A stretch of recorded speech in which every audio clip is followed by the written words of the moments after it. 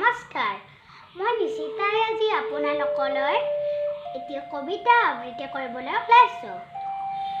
সকলোৱে যেন কবিতাটি আঁকোৱালি লয় আৰু আমাৰ ইউটিউব চেনেলটো লাইক, শ্বেয়াৰ, ছাবস্ক্ৰাইব কৰি আমাক আগবাঢ়ি যোৱাত সহায় কৰিব।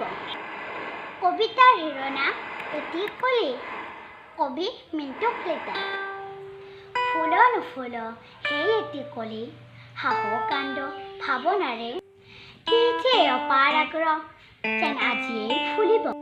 এটি কলিৰ পুৱাৰ বেলি কি যে আলসুৱা চাৱনি, সময় বাগৰি ৰ'দৰ কাচলি, ভাগৰ ক্লান্তি অশান্তি, মন ভাগি যাব খোজা সেই দুখৰ মুহূৰ্ত, মনত বহু আশাৰে ফুলি পৰক সেই এটি কলি।